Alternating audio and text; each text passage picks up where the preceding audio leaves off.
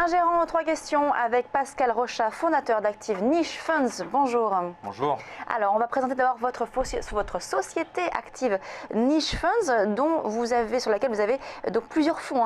Active Solar, sur lequel on va revenir, Active Recycling, Quanti Slow Volatility, également Quantis Dynamic Equity. Alors, présentez-nous votre société. Oui, absolument. Je vous remercie de m'avoir invité.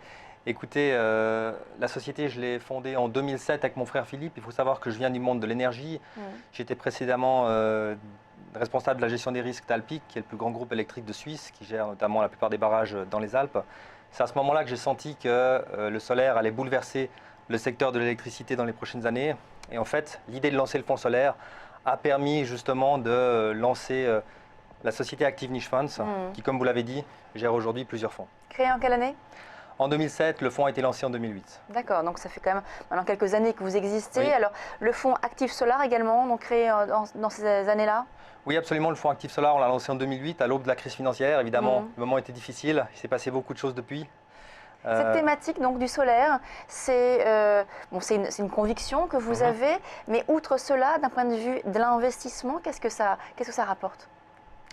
Alors écoutez, contrairement à ce qu'on pourrait penser, il faut savoir qu'aujourd'hui, la grande majorité des bonnes sociétés solaires font des bénéfices et délivrent des performances en bourse qui sont parfois très bonnes. C'est vrai que les 10 dernières années ont été difficiles. Ce qu'il faut savoir, c'est que le marché solaire en 10 ans a été multiplié par 40. En 2005, il y a seulement eu 1,5 gigawatts qui ont été installés dans le monde entier, alors que l'an dernier, à peu près 60 gigawatts. En 2005, 2007, 2008, le marché était tout petit, centré sur deux pays essentiellement, l'Allemagne et l'Italie, qui ont permis au secteur de se lancer avec des subventions importantes. Aujourd'hui, on est sur un marché mondialisé.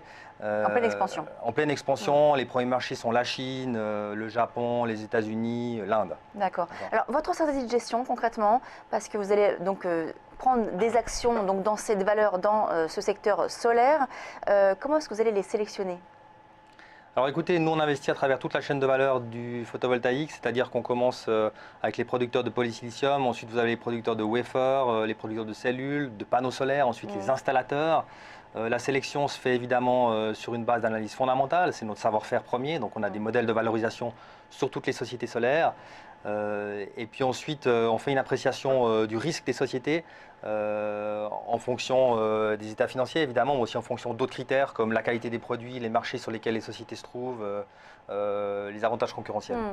Et ensuite, donc aujourd'hui, est-ce que vous pouvez nous parler par exemple de quelques valeurs, vos principales convictions, donc les principales convictions du fonds Active Solar ?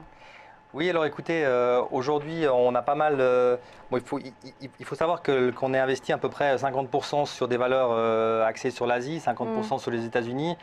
Parmi les principales convictions, je pourrais citer une société comme First Solar aux États-Unis qui va bénéficier de la relance très très forte du marché américain qui a été donnée par le Congrès juste avant Noël avec une extension du crédit d'impôt qui est actuellement en application aux États-Unis. On a aussi des sociétés chinoises comme Jinko Solar, cotées au Nasdaq, qui sont des sociétés qui produisent des panneaux solaires et qui installent des champs solaires dans le monde entier. Vous avez moins de valeur en Europe ? Il y a quand même des intervenants, notamment en Allemagne, qui sont sur ce secteur. Non, écoutez, les valeurs européennes ont quasiment toutes disparu. Il faut savoir qu'il y a une grave crise du solaire en 2011-2012 qui a entraîné beaucoup de faillites. Donc il reste quelques acteurs européens, mais très peu. Je profite de dire que l'avantage de cette crise, c'est qu'à ce moment-là, les prix des panneaux ont baissé d'environ 70%. Donc on se trouve aujourd'hui, si vous voulez, en termes de coût de production de l'électricité photovoltaïque, au niveau qu'on pensait atteindre peut-être en 2025 ou 2026. Donc on a gagné 10 ans. Il faut savoir qu'aujourd'hui, c'est possible de produire l'électricité avec du photovoltaïque à moins de 4 cents le kilowattheure, ce qui est moins cher dans beaucoup de pays que le gaz, le charbon et l'éolien. Donc c'est évidemment ce qui pousse aujourd'hui la croissance mondiale, c'est le fait que le photovoltaïque est devenu très rapidement bon marché. Donc Active Solar, un des fonds donc, de la société donc Active Niche Funds. Alors je rappelle, vous avez d'autres fonds, vous avez 4 fonds en tout. Un sur les activités de recyclage, voilà. Également un sur la faible volatilité. Exactement, on a 2 fonds quantitatifs, un sur la faible volatilité, puis un autre qui est un long short un peu plus dynamique. Voilà, Active Niche Funds. Merci beaucoup Pascal Rochat, donc le fondateur de Active Niche Funds. On passe à la valeur du jour. Merci.